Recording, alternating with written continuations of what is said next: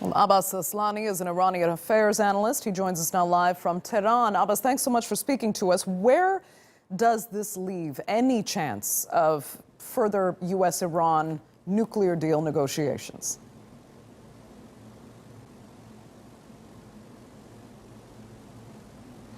Well, on the one side, the Americans, they are saying that they want to have negotiations with Iran. But on the other side, the most probable candidate or option for Iran, if in case there will be going any talks, will be Iranian Foreign Minister Zarif. And this indicates the contradiction between what Americans say and what they're doing in action. And let's not forget that actions speak louder than the voice. And contradictory to what Americans are saying, I think they are opposing and they are imposing sanctions against diplomacy and negotiations rather than the Iranian foreign minister solely.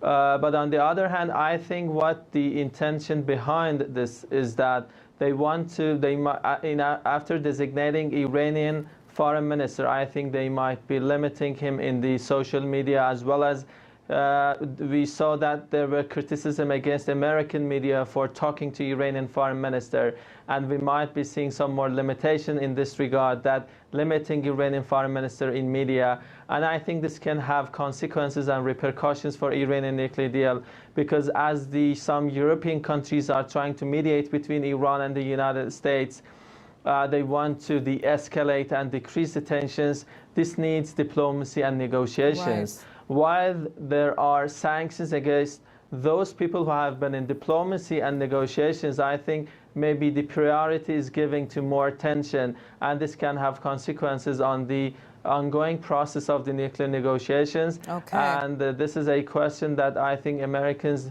need to answer, whether they are really into those talks or not. Okay. Meanwhile, though, Javad Zarif himself is shrugging this off, saying he has no interests outside Iran anyway, and sarcastically actually said thank you for considering me such a threat.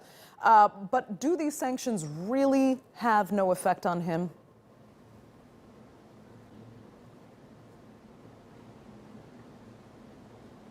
Well, we might be waiting to see that what kind of, or to what extent those sanctions are going to be practiced against the Iranian foreign minister, because we will be having the United Nations General Assembly coming, whether the Americans will be willing to grant any visa to the Iranian foreign minister or not. That's the issue. And let's not forget that when the Iranian foreign minister is paying visit to New York, he doesn't want to travel to the United States, but he wants to go to the headquarters of the United Nations. And mixing these two, that he is paying visit to the U.S. or the intention is going to the U.S. is not exactly the reality. But I think the most important part of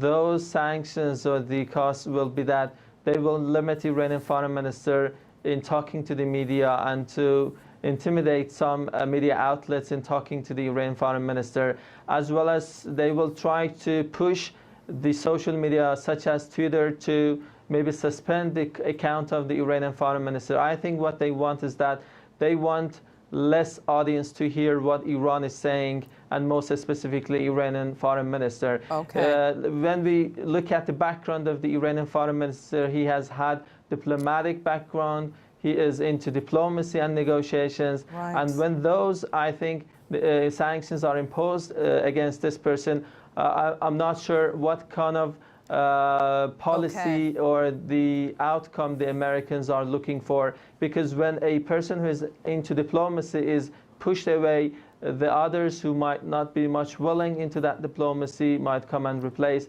and this can have consequences. And on the other hand, I think this can impact maybe the relations with the U.S., but I'm not sure. But I don't think that the Europeans or other countries will comply with those sanctions. Great. I'd like to thank you so much for speaking to us there live from Tehran. We greatly appreciate it.